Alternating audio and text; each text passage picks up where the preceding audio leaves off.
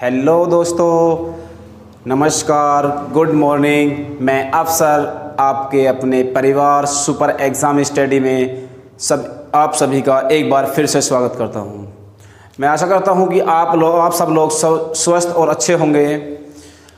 दोस्तों, आज हम जिस टॉपिक पर बात करने वाले हैं वो है चैप्टर प्रतिशतता का पार्ट 5। तो गाइज यहाँ पर हम बात करते हैं क्वेश्चन नंबर 1 में। जैसे आपने देखा कि परीक्षा में फेल और पास वाले क्वेश्चन होंगे, परीक्षा में फेल और पास वाले क्वेश्चन होंगे। इन क्वेश्चनों को हम थोड़ा बेसिक से लेकर बहुत हाई लेवल तक लेकर चलेंगे, जो प्रीवियस पेपर में आए हुए क्वेश्चन भी हैं। तो दोस्तों, यहाँ से अगर हम बात करते हैं पहले क्वेश्चन की, तो क्वेश्चन में कह रहा है कि एक परीक्षा में अमिता को 31% अंक मिले और वह 16 अंकों से अनुत्तीर्ण हो गई। सुनीता ने 40% अंक प्राप्त किए और उसे आवश्यक अंकों से 56 अंक अधिक मिले। उत्तीर्ण होने के लिए न्यूनतम अंक कितने हैं?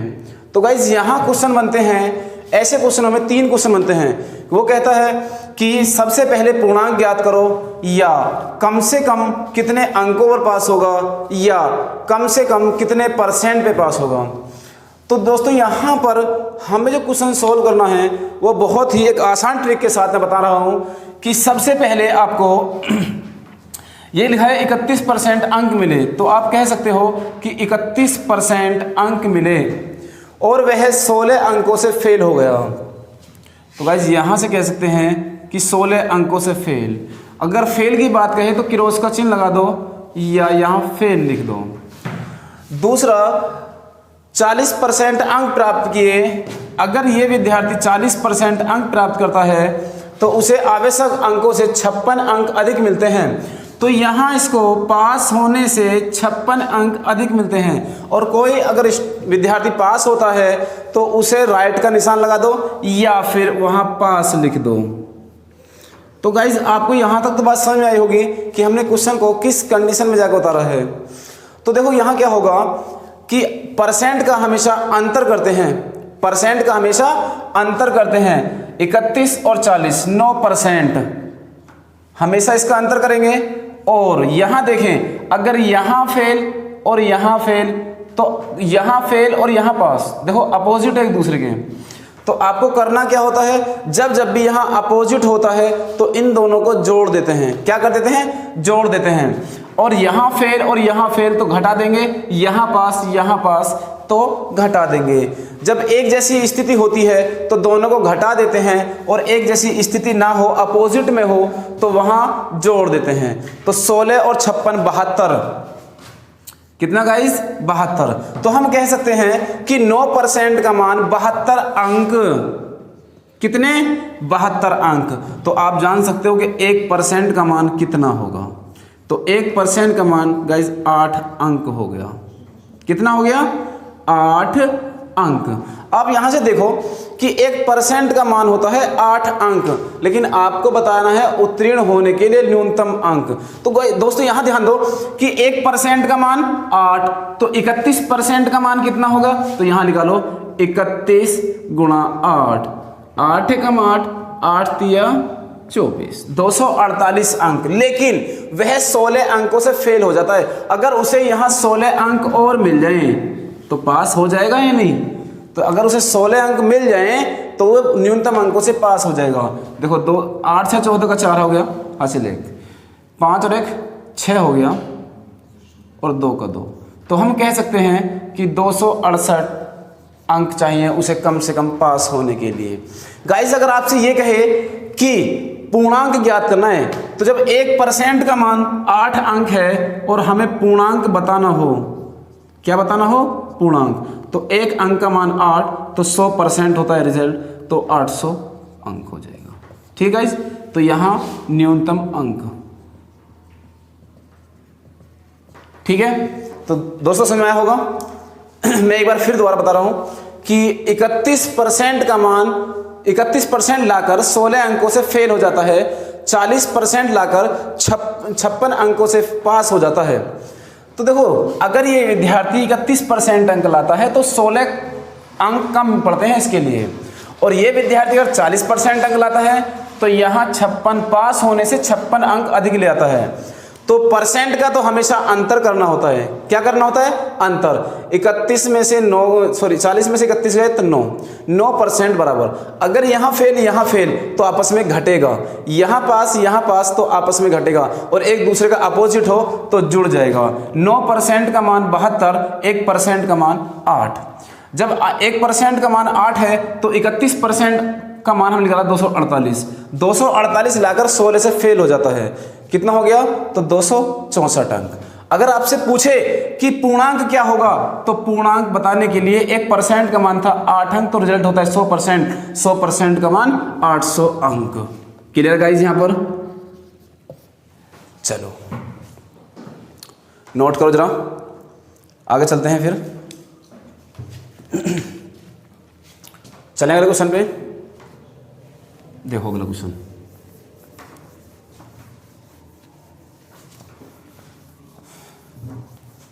मैं इस कंडीशन को बिल्कुल बेसिक से लेकर हाई लेवल तक ले जाऊंगा, बस आप आराम से क्वेश्चन को करते रहें।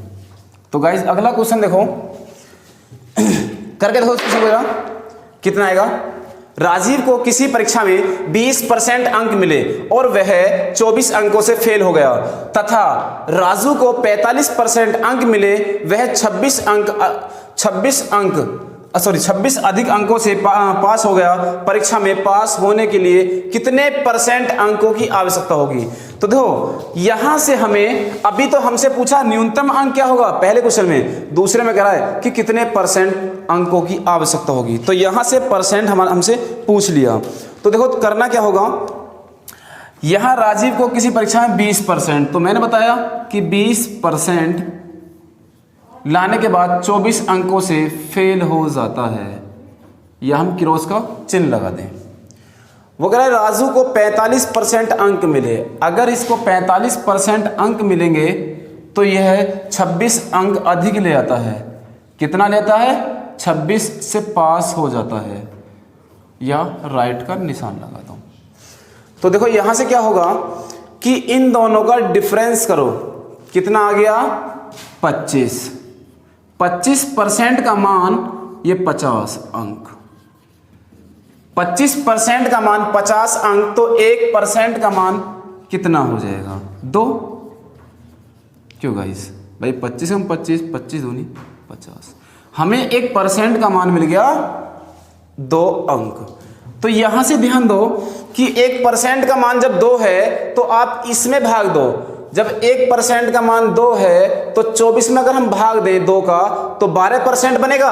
12% बनेगा तो यहां देखो 20% तो ये लाया, तो इसने कहा था कितने परसेंट, न्यूनतम प्रतिशत ज्ञात करना है। तो 20% लाने के बाद वह 2 का जब हम भाग करेंगे इसमें तो ये बनेगा 12, तो 12 और 12 से फेल हुआ, अगर 12 मिल जाते तो पास हो जाता। तो कितना हो गया गाइस? 32%। तो इसका ये राइट आंसर हो गया। क्लियर यहां तक?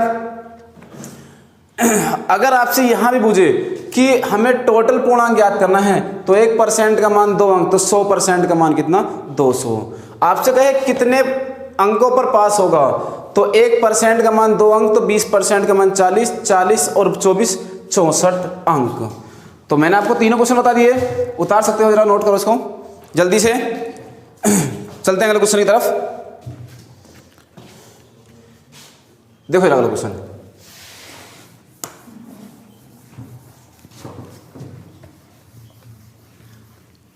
ठीक है गाइस, उतार लिया होगा। चलो अगले क्वेश्चन पे चलते हैं।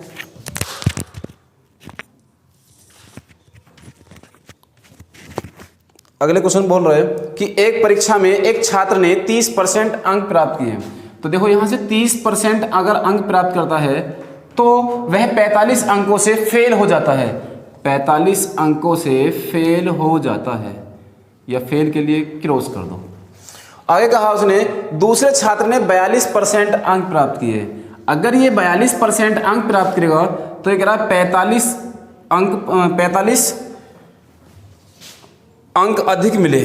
तो देखो यहाँ 45 से पास हो गया, तो राइट का निशान लगा दो। इन दोनों का डिफरेंस मैंने बताया था, इन दोनों का डिफरेंस हो गया 12%। 12% इन दोनों का डिफरेंस है और इन दोनों को अगर फेल पास अपोजिट है तो जोड़ दो 90 अंक। तो 1% का मान यहां से ज्ञात करेंगे 7.5 अंक। ठीक है गाइस, भाग कर लो। अब उसने कहा कि पूर्णांक ज्ञात करो, तो सबसे पहला क्वेश्चन तो देखो यहां कह रहा है पूर्णांक, तो पूर्णांक ज्ञात करने के लिए आपको 1% का मान 7.5, तो 1% तो रिजल्ट होता है 100%, तो हम कह सकते हैं 750 अंक। क्लियर?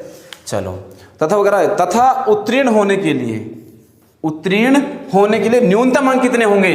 तो देखो गाइस, अगर 1% का मान 7.5 है तो 30% का मान 225 और 45 से 270 अंक। अगर हमें न्यूनतम अंक बताने हैं तो देखो 1% का मान 7.5, तो 30% का मान 225 होने के बाद 45 से फेल हो गया। अगर 45 इसको मिल जाए, अगर 45 अंक इसको मिल जाए तो अंक हो जाएंगे 270। यही आपका सही जवाब है। क्लियर यहां तक गाइस? कोई डाउट यहां तक अभी नहीं है? तो चलो आगे चलते हैं, इससे आगे। नोट कर लिया होगा सभी ने? समझ में आ रहा होगा? अगर समझ में आ रहा है तो वीडियो को लाइक करें और ज़्यादा से ज़्यादा शेयर करें। चलो गाइस, इससे आगे चलते हैं अगले क्वेश्चन की तरफ।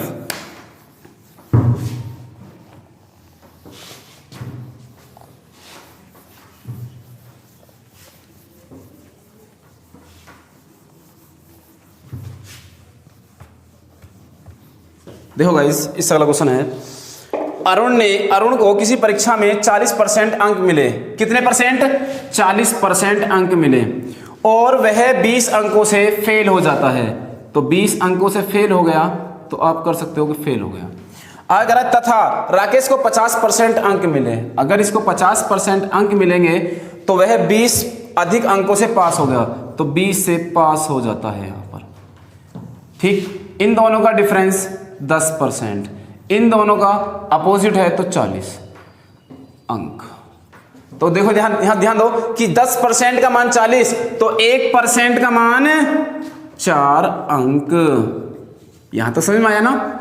1% का मान 4 अंक है, तो उसने कहा कि पूर्णांक ज्ञात करो, और पूर्णांक ज्ञात करना तो और सिंपल हो गया। वो क्यों? तो 1% का मान 4, तो 100% का मान कितना? 400 अंक। समझ में आ रहा होगा? कोई प्रॉब्लम है यहां तक? क्यों गाइस? यहां तक अगर किसी कोई समस्या हो तो बोल सकता है, कमेंट कर सकता है वीडियो के नीचे जाकर। चलो आगे चलते हैं। कर लिया नोट सभी ने? चले इससे आगे। चलो, इसी में एक बहुत ही सिंपल तरीका होता है, जहां हमें परसेंट तो देता है लेकिन हमसे पूर्णांक पूछ लेता है, या दोनों का डिफरेंस देने के बाद आपको अंक पूछ लेता है। चलते हैं उस क्वेश्चन की तरफ, देखो जरा क्या होता है। तो ध्यान दो, जरा से आगे अगले क्वेश्चन की तरफ चलते हैं। तो आपके सामने क्वेश्चन आ गए हैं। क्वेश्चन देखो क्या है। कमला को एक परीक्षा में उत्तीर्ण होने के लिए 36% अंक प्राप्त करने थे। उसने 24% अंक प्राप्त किए तथा 9 अंकों से अनुत्तीर्ण रहा। तो हमें पूर्णांक ज्ञात करना है। क्या ज्ञात करना है? पूर्णांक ज्ञात करना है। तो देखो, जहां पर आप क्वेश्चन को देखकर बिल्कुल भी परेशान ना हो। क्वेश्चन को मैं बहुत ही आसान ट्रिक के साथ बताता रहूँगा और बता भी रहा हूँ, और आशा भी करता हूँ समझ में आ रहा होगा। ठीक है गाइस? तो गाइस ध्यान दे रहा कि कमला को एक परीक्षा में उत्तीर्ण होने के लिए 36% अंक प्राप्त करने थे। कितने? 36%। लेकिन उसने 24% अंक प्राप्त किए। अगर 24% अंक प्राप्त करता है तो देखो, अगर किसी विद्यार्थी को पास होने के लिए 36% अंक चाहिए, लेकिन उसे मिल कितने रहे? 24। तो आप ये देखो कितने परसेंट कम मिले। क्यों जी? कितने परसेंट कम मिले? 12% कम मिले। अब 12% कम मिले तो वो कह रहा है अंकों में कि 9 अंक कम मिले। तो हम कह सकते हैं कि 12% बराबर है 9 के। क्यों गाइस? यहां बराबर नहीं तो 9, तो कह सकते हैं कि 12% का मान 9 अंक। तो हमें बताना है पूर्णांक, तो 100 गुणा कर दो, क्योंकि पूर्णांक होता है 100 का। 3 चौक 12 3 तिया 9, 4 से काटा 25 बार और 25 गुणा 3 पूर्णांक हो गया 75 अंक। ठीक है दोस्तों, समझ में आ गया? चलो, आपको मेहनत तो करनी पड़ेगी, ठीक है। क्वेश्चनों को बार बार रिवीजन में लाना पड़ेगा, बार बार उनको करना पड़ेगा, फिर ये बहुत आसान आपको लगने लगेंगे, ठीक है। तो इसमें ऐसा नहीं कि पेपर में बहुत ही कम लेवल पाएंगे, क्वेश्चन कहीं भी आ सकता है, किसी भी लेवल तक आ सकता है, ठीक है। इस बस आपको मेहनत करनी है एक अच्छे तरीके से, तो मेहनत के लिए आपको अपना समय तो देना पड़ेगा। चलिए इससे आगे क्वेश्चनों पे चलो।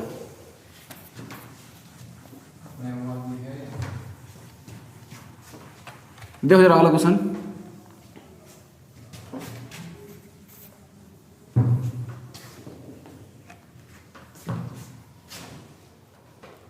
एक छात्र को परीक्षा में उत्तीर्ण होने के लिए 40% अंक लेने थे, उसने 178 अंक प्राप्त किए तथा 22 अंकों से फेल हो गया या अनुत्तीर्ण घोषित किया गया। कुल पूर्णांक ज्ञात करो। नोट करो क्वेश्चन को जल्दी। देखो जरा कि 40% अंक लेने थे, कितने परसेंट? 40%, लेकिन वह 178 अंक लाया और 22 अंकों से यहां से फेल हो गया। 178 अंक तो ले लिए लेकिन 22 से फेल हो गया। अगर 178 और 22 मिल जाए तो 40% के बराबर मान बैठ जाएगा। तो हम कह सकते हैं 40% मान जो बैठेगा वो 178 प्लस 22, 40% बराबर 200 अंक के। तो उसने कहा पूर्णांक ज्ञात करो, तो पूर्णांक ज्ञात करने के लिए आपको करना कुछ नहीं कि 200/40, 200%, 200 अंक जो हैं वो किसका मान है? 40 का। तो 100 का कितना? 40 पंजे 200, 500 अंक। ठीक है दोस्तों, क्लियर यहाँ पर? समझ में आ गया? नोट करो जरा, नोट करो। चलते हैं फिर अगले क्वेश्चन की तरफ। तो बिना मेहनत के तो कुछ होगा नहीं, मेहनत तो करनी होगी, ठीक है। बिना प्रयास किए कोई ऊपर नहीं उठ सकता, बिना प्रयास करे कोई ऊपर नहीं उठ सकता बल्कि नीचे गिरता है। यही गुरुत्वाकर्षण का नियम भी है और जीवन का नियम भी। यही गुरुत्वाकर्षण का नियम है और जीवन का भी यही नियम है। तो इसीलिए प्रयास करो, मेहनत करो। चलो इससे आगे अगले क्वेश्चन की तरफ।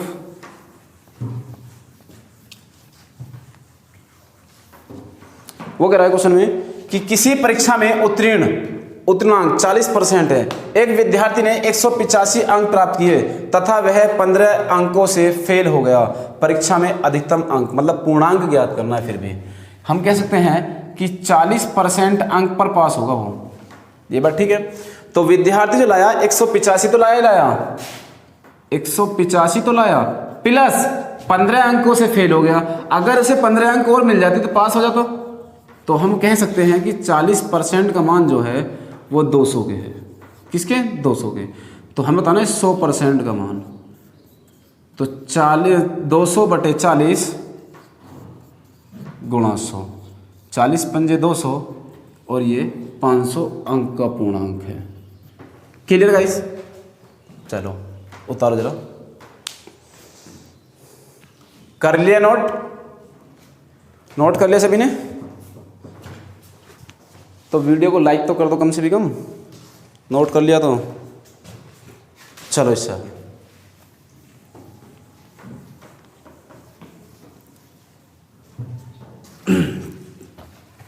अगले क्वेश्चन की तरफ बढ़ते हैं। देखो जरा भाई, ये आरआरबी में आया हुआ क्वेश्चन है। आरआरबी में आया हुआ क्वेश्चन है कि किसी परीक्षा में 5% अभ्यर्थी अयोग्य घोषित हुए। कितने हुए? 5% अभ्यर्थी अयोग्य घोषित हुए तथा योग्य अभ्यर्थियों में से 85% परीक्षार्थी सामान्य वर्ग के थे। यदि 4275 योग्य अभ्यर्थी अन्य वर्गों से हों तो कुल कितने अभ्यर्थियों ने आवेदन किया?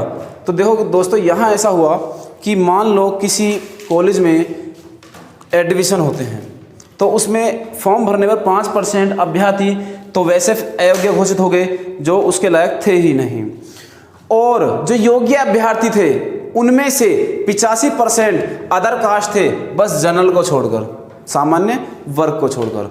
उसने कहा फिर यदि 4275 योग्य अभ्यर्थी अन्य वर्ग मतलब जनरल को छोड़कर अन्य वर्ग से हों, किसको?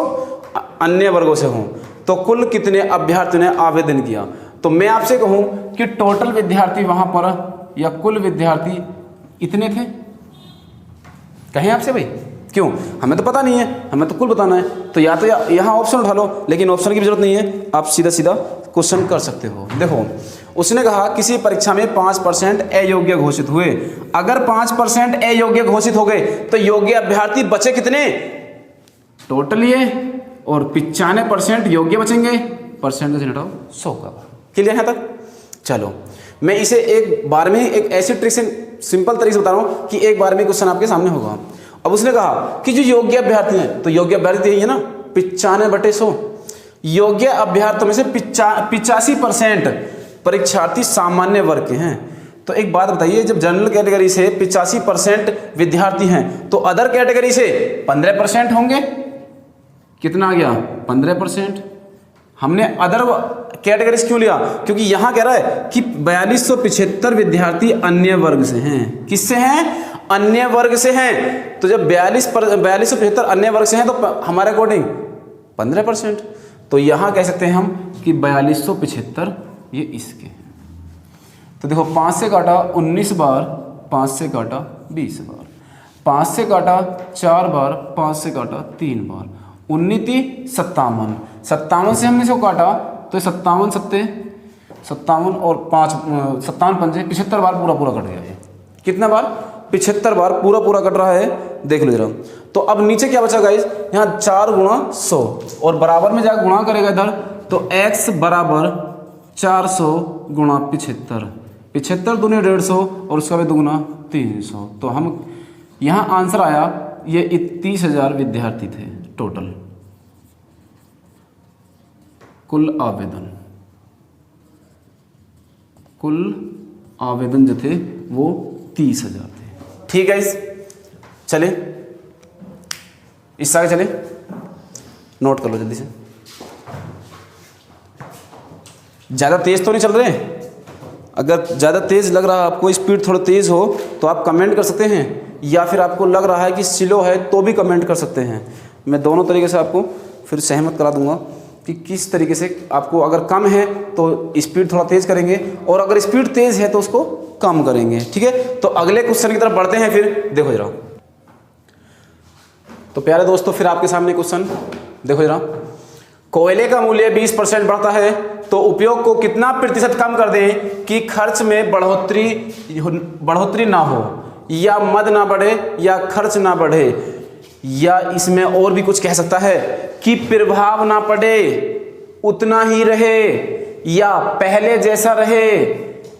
ठीक है, या मूल्य में बढ़ोतरी ना हो। मतलब ऐसा कुछ भी कहे तो आपको क्वेश्चन को बहुत ही आसान तरीके से करना होगा।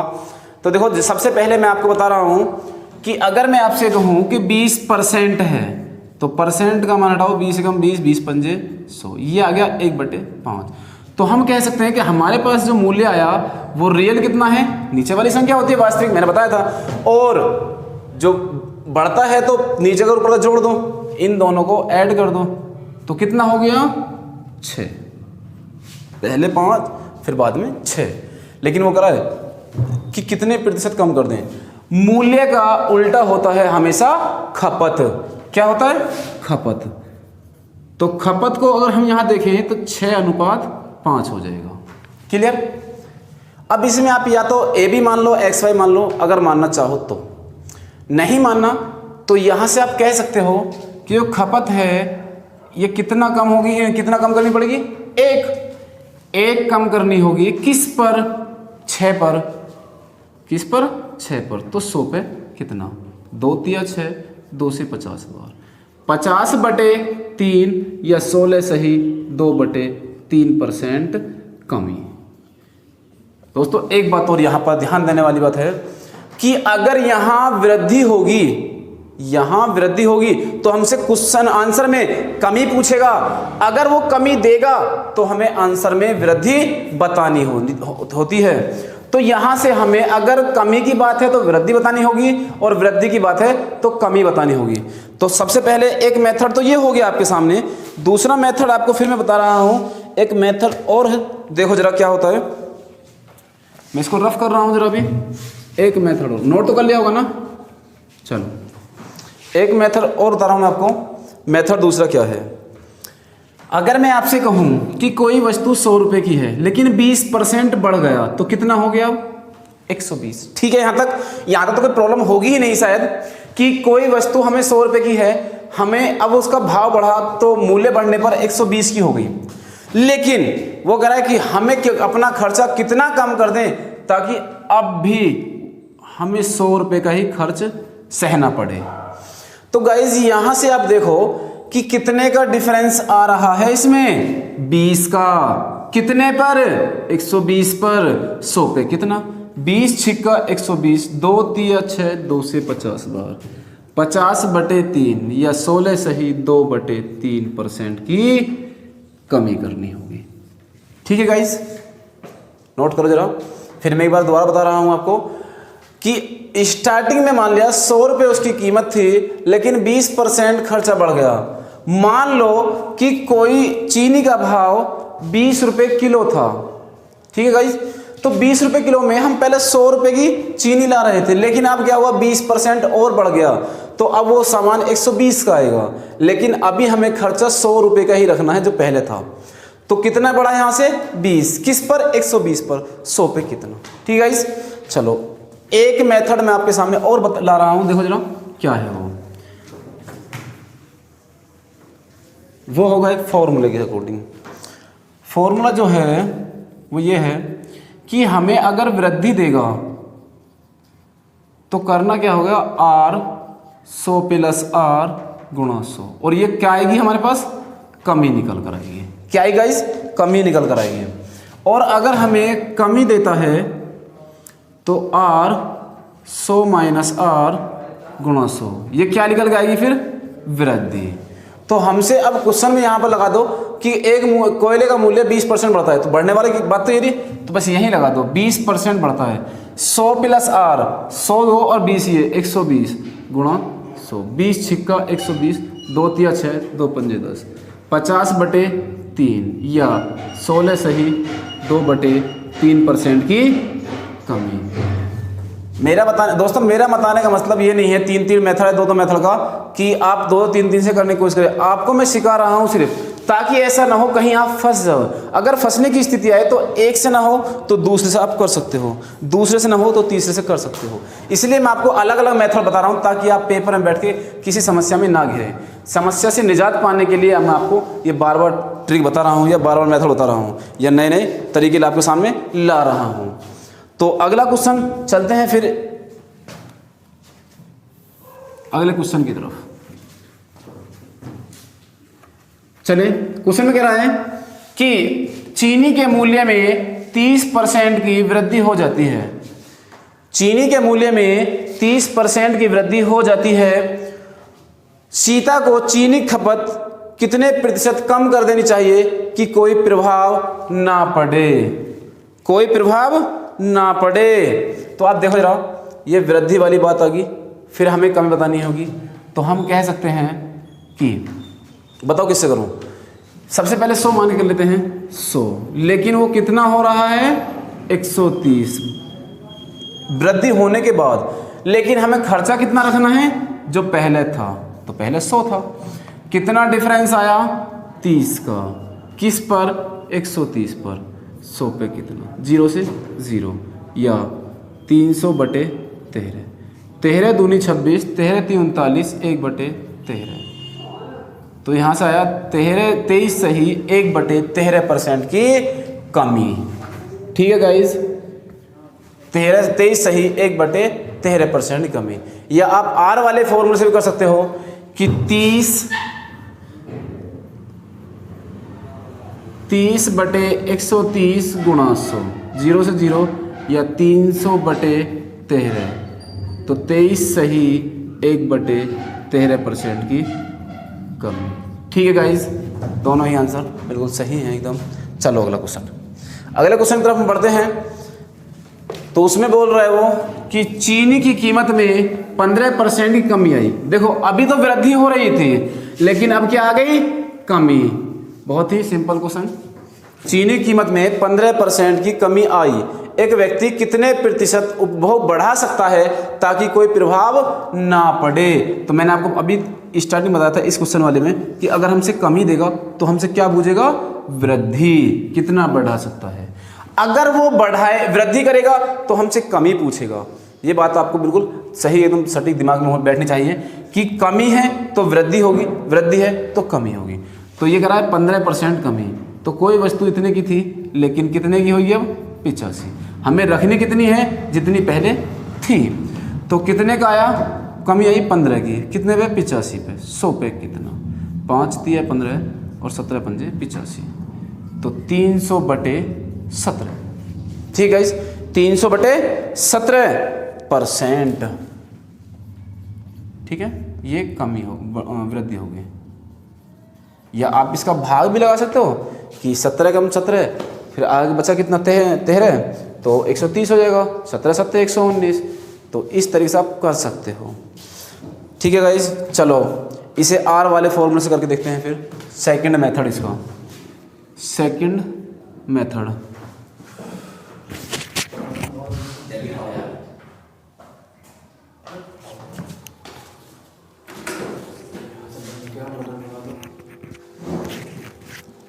चलो सेकंड मेथड की तरफ।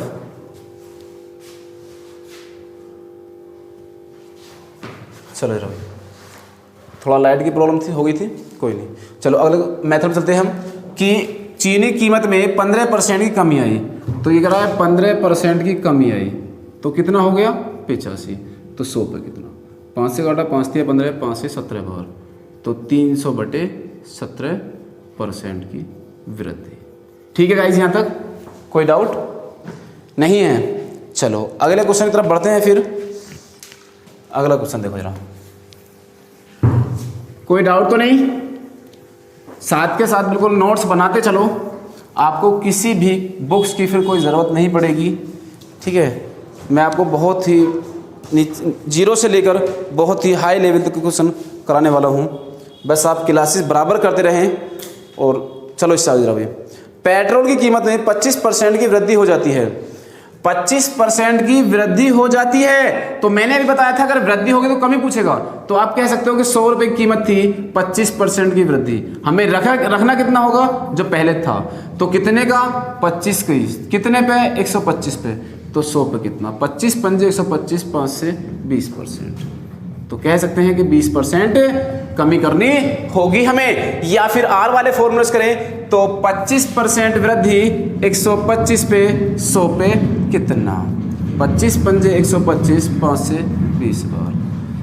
ठीक है गाइज, तो अगर फॉर्मूला आपको नोट नहीं किया हो तो फॉर्मूला एक बार इसका नोट कर लीजिए कि R 100 + R × 100, ये वृद्धि से कमी वाली बात होगी, कमी बताएगा। और कमी से वृद्धि वाली बात करेगा तो 100 - R × 100, यहाँ आपकी वृद्धि हो जाएगी। ठीक है, आप फॉर्मूला भी नोट कर सकते हो साथ के साथ, ताकि आगे चलकर आपको कोई परेशानी ना हो। ठीक है, तो चलते हैं फिर अगले क्वेश्चन की तरफ। चलो जरा, तो दोस्तों देखो जरा, नेक्स्ट टाइप की तरफ चलते हैं। शक्कर की कीमत को 40% बढ़ा देता है, पर एक व्यक्ति अपनी खपत 20% कम कर देता है। शक्कर पर उसके व्यय पर शुद्ध प्रभाव क्या होगा? देखो दोस्तों, मैंने अभी आपको बताया था कि थोड़ा लेवल हम बढ़ाएंगे। तो लेवल बढ़ाने पर सबसे पहले आप देखो कि यहाँ पर 40% बढ़ा रहा है। तो 40% को हम कह सकते हैं कि 20 दूनी 40, 20 पंजे 100। तो रियल वाली जो संख्या है वो मूल्य कितना हो गया? वो मूल्य हो गया 5। बढ़ के कितना हुआ? 7। लेकिन 20% कम कर देता है। तो अगर हम 20% को देखें तो 1/5 होता है। तो जो खपत है इसकी वो 5 और कम कर रहा है तो 4। देखो जो खर्च होता है वो मूल्य गुणा खपत होता है, प्राइस गुणा एक्स, जो उसका एक्सपेंडिचर होता है खपत, वो बराबर खर्च के होता है। तो देखो ध्यान दो कि खर्च जब हम निकालेंगे तो ये मूल्य है उसकी गुणा कर दो खपत में, खर्च मिल जाएगा। तो 5 पूरे 25, 7 चौक 28। एक बात देखो गाइस यहाँ पर कि यह 25 रुपये होना चाहिए था, लेकिन बढ़ के कितना हो गया 28। कितना हुआ 28। तो कितने की वृद्धि हुई 3 की। किस पर? वास्तविक पर, 25 पर। तो 100 पे कितना, 25 चौका 100 और 4 तिया 12% इसका राइट आंसर। ठीक है, क्लियर। तो यहाँ 12% वृद्धि आपके सामने आ चुकी है। तो ये आरआरबी एनटीपीसी में आया हुआ क्वेश्चन है। किसमें? आरआरबी एनटीपीसी में। चलो एक मेथड मैं आपको एक फिर बता रहा हूँ जरा कि मेथड क्या है। एक और नोट कर लिया सभी ने? चलो इससे आगे एक मेथड और है, बहुत ही आसान तरीके से इसमें हम कर सकते हैं कि मैं अगर आपसे कहूँ कि अगर इसकी कीमत 100 रुपये है, कितनी है 100, और 40% वृद्धि हो रही है तो कितना हो गया 140। लेकिन व्यक्ति ने अपनी खपत 20% कम कर दी, तो 140 का 80% तो इस्तेमाल करेगा ना। जब 20% कम कर दी तो 80% तो लेगा। 140 का 80% 112 होता है। कितना होता है गाइस? 112।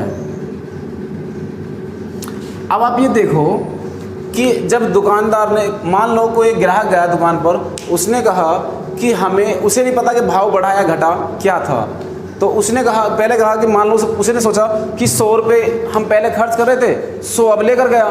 तो जाकर बोला दुकानदार से हमें सामान दो इतना। वो बोला कि इस सामान में 40% की वृद्धि हो गई। वो बोला मैं इतनी क्षमता तो मेरे पास नहीं कि मैं 40% बढ़ा सकूं। तो उसने अपने जो पहले खपत थी उसमें 20% कम कर दिया। अब वो पहले अगर 140 में अगर आएगा सामान तो वो सिर्फ और सिर्फ 112 का इस्तेमाल करेगा। कितने करेगा?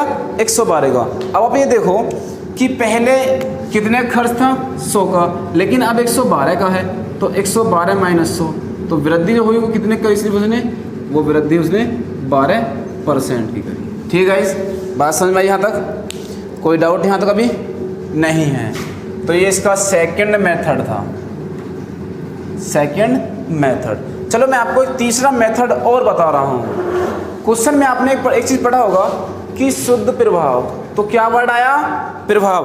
और इस फॉर्मूले को मैं आपसे पहले भी बता चुका हूँ कि प्रभाव, पिछली क्लासेस में मैं आपको बता दिया कि प्रभाव का फॉर्मूला क्या होता है। अगर याद नहीं है तो याद करने की कोशिश क्या करो, लेकिन मैं आपको फिर एक बार बता रहा हूँ कि प्रभाव का फॉर्मूला क्या है। तो प्रभाव बराबर होता है A plus B plus AB बटे 100।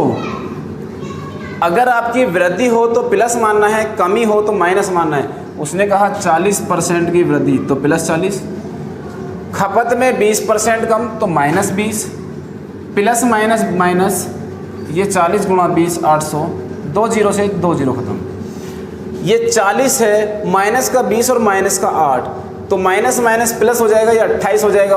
और 40 में से जब हम कम करेंगे इसको 28 को, तो ये बचेगा 12%, और प्लस में है तो ये वृद्धि हो जाएगी।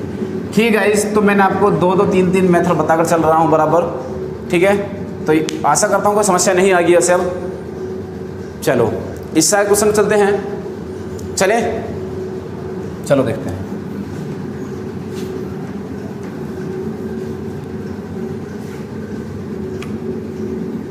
देखो एक वस्तु की कीमत में 36% की वृद्धि हुई और खरीदी जाने वाली मात्रा में 30% की कमी हुई। तो मान लो जरा कि स्टार्टिंग में उसका मूल्य 100 था, लेकिन उसने 36% की वृद्धि हो गई, तो खरीदे जाने वाली मात्रा में 30% की कमी हुई। तो मान लो कि कोई वस्तु पहले 136 सामान जा रहा था, लेकिन अब कितना जाएगा? 30% इसमें कमी आई, तो 136 का 70% तो जाएगा। अगर 30% कमी आई तो 0 से 0, ये आएगा कितना है? गुणा करके देखो जरा, 136 गुणा 7, तो ये आपका बन जाएगा यहाँ पर 7 छिंग 42, कितना 7 छिंग 42 का 2 हासिल 4, 13 सत्ते 91, 91 और 4 95 और 10 दशमलव लगा दो यहाँ पर एक अंक पर, तो हम कह सकते हैं कि 95.2। अब एक बात देखो गाइस कि अगर हमारे पास पहले 100 था खर्चा, अब 95.5 का है, 2 का है, तो कितना बचा 100 माइनस 95.2 माइनस 100, तो कितना बता 4.8% की कमी, क्योंकि माइनस है और आपको आंसर में माइनस तो मिलेगा नहीं, वैसे देखना है कि माइनस में आएगा प्लस में आएगा, 95.5 की। ठीक है गाइस, या इससे आगे हम चलते हैं ए बी वाले फॉर्मूले पर। तो ए बी वाले फॉर्मूले के लिए हमें क्या करना होगा, देखो जरा रफ करो इसको, जरा नोट कर लो जरा, चलो जरा ए बी वाले फॉर्मूले पर एक वस्तु 36% वृद्धि है, तो प्रभाव 36 माइनस 30 माइनस दोनों गुणा करो 1080/100, 2 जीरो से दशमलव लगा दो यहाँ पर। ये 36 प्लस का है माइनस 10 और 10.8, तो 40.80 हो गया। 36 माइनस 40.80, तो हम कह सकते हैं कि 4.8% की कमी, क्योंकि माइनस में आ रहा है। ठीक है गाइस, कोई डाउट नहीं है। चलो अगले क्वेश्चन की तरफ बढ़ते हैं फिर। चलो जरा रफ कर रहा हूँ इसको, नोट कर लिया, आंसर कर लिया, समझ में आ रहा होगा। अगर कोई भी प्रॉब्लम है, कोई भी समस्या आ रही है, तो आप कमेंट कर सकते हैं मुझे कि सर ये समस्या है हमारे साथ। चलो अगला क्वेश्चन, चीनी की कीमत में 25% की वृद्धि हुई, कितने की 25% की, तो फिर 100 और यहाँ 25% की वृद्धि। खर्चों के समान स्तर को बनाए रखने के लिए एक व्यक्ति ने चीनी खपत को 4% तक कम कर दिया। देखो अगर वो कम कर रहा है 4%, तो आप ये तो कह सकते हो 96 का इस्तेमाल कर रहा होगा। कितने का इस्तेमाल कर रहा होगा, 96 का, क्यों गाइस, तो 96 का इस्तेमाल करेगा।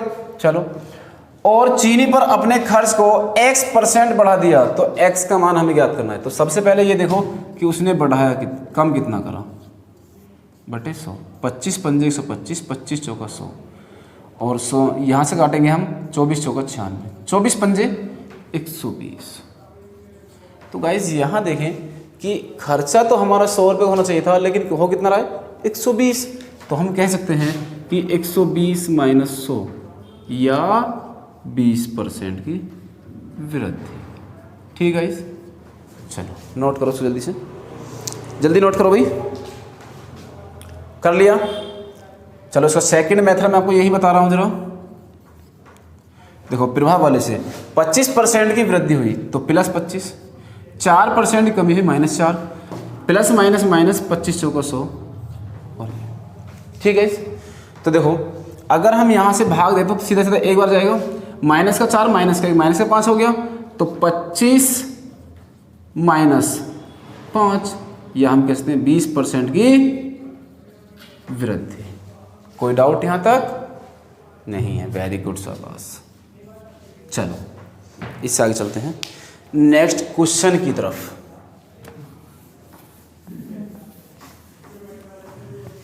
चले नेक्स्ट क्वेश्चन की तरफ, चलो भाई समझ में आ रहा होगा ना। चलो, चीनी के मूल्य में 17% की वृद्धि हो जाती है। एक आदमी अपने खर्च को केवल 7% बढ़ाना चाहता है, तो उसे अपनी खपत में कितने प्रतिशत कम करनी होगी। आरआरबी ग्रुप डी का क्वेश्चन है ये। कितना, आरआरबी ग्रुप डी। देखो सिंपल है एकदम, इसमें तो कुछ करने की आवश्यकता ही नहीं पड़ेगी।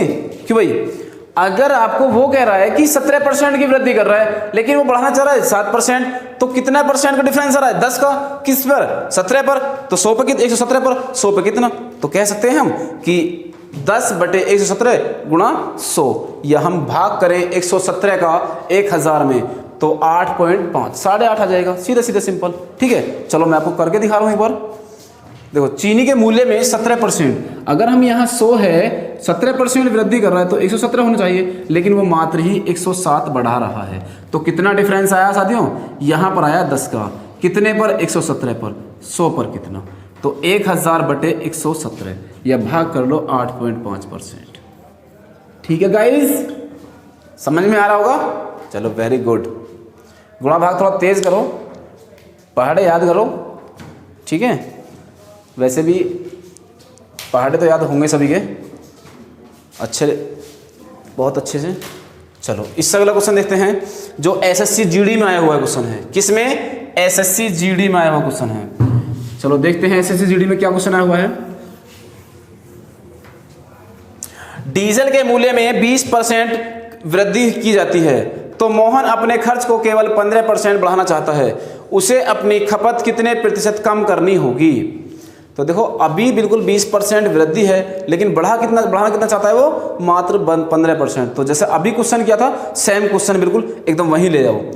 वो कह रहा है 100, 20% वो वृद्धि करना चाहता है मात्र, लेकिन हुआ कितना 15%, तो 115।